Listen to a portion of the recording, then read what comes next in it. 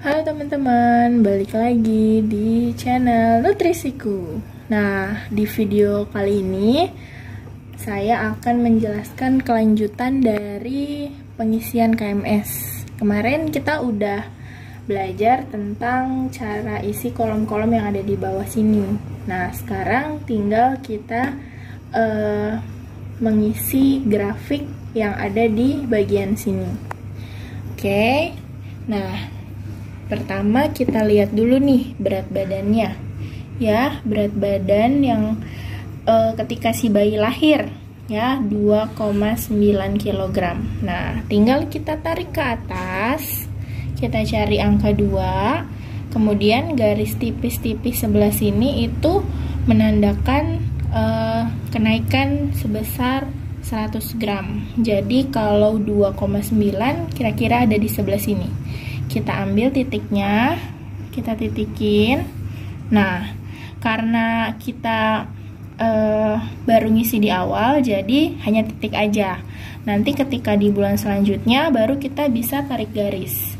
Kemudian ke usia 1 bulan ya, di bulan Mei ini berat badannya sudah 3,4 kg. Nah, kita tarik ke atas, kita cari angka 3 di sebelah sini.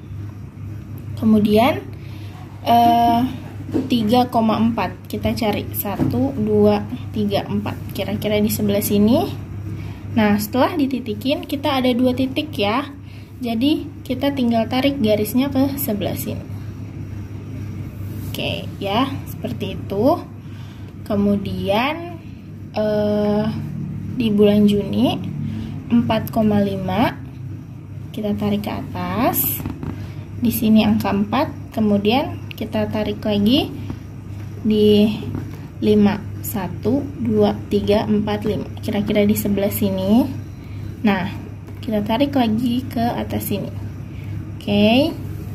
Kemudian di bulan Juli ini kosong ya, jadi kita nggak bisa ngisi apa-apa di grafik. Nah, kemudian di bulan Agustus dia menimbang lagi dengan berat badan 5,5. Kita tarik ke atas, kita cari angka 5. Oke, di sini ya angka 5. Kemudian kita ambil 5-nya lagi. 1, 2, 3, 4, 5.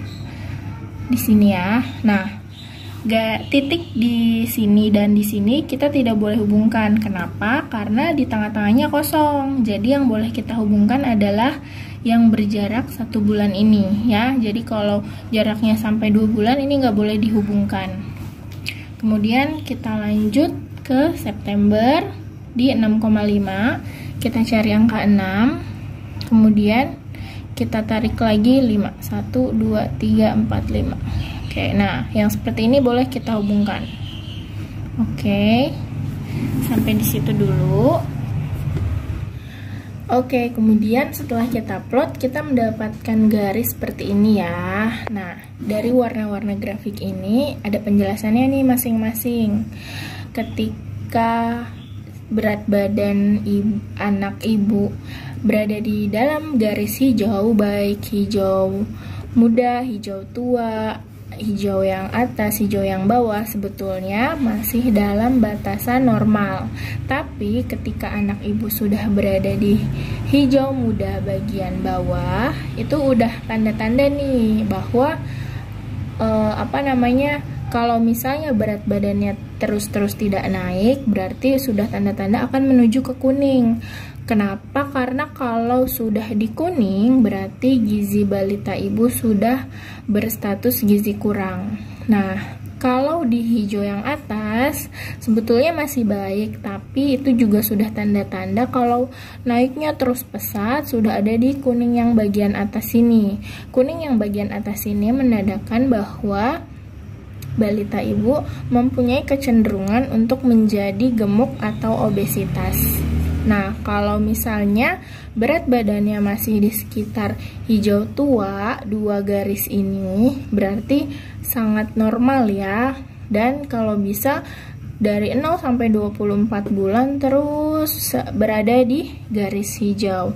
Kalau kita baca kasus yang ini, si anak ini sebetulnya mengalami berat badan kurang ya, karena dia sempat berada di garis kuning yang sebelah sini. Tapi terus mungkin dia bisa mengejar sehingga bisa mencapai garis hijau, tapi kemudian dia tidak melakukan penimbangan. Makanya kita tidak bisa menilai nih sebetulnya grafik yang seperti ini.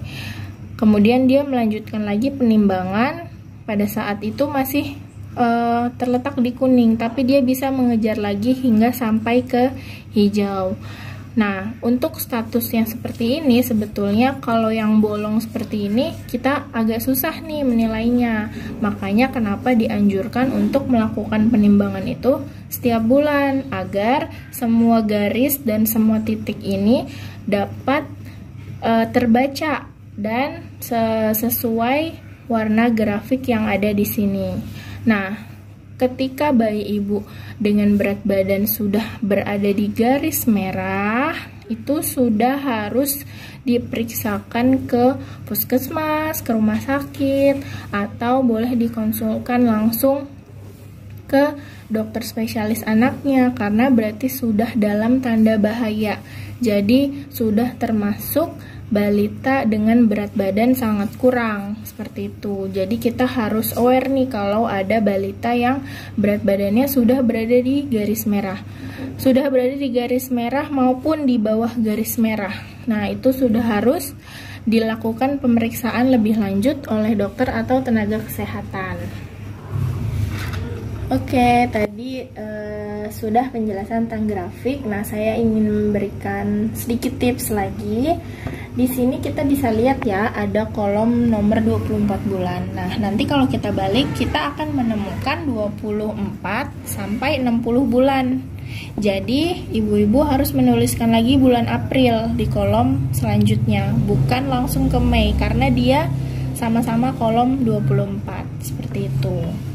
Oke, jadi kesimpulannya tentang materi KMS ini, ibu-ibu harus sangat memperhatikan bulan, penimbangan, dan usia anak, serta harus betul-betul melakukan plot KMS dan garis secara tepat, karena untuk membaca status gizi anak dibutuhkan plot garis KMS ini sesuai dengan keadaan berat badan anak dan garis berwarna ini, sehingga tidak terjadi kesalahan membaca KMS ataupun pengisian KMS.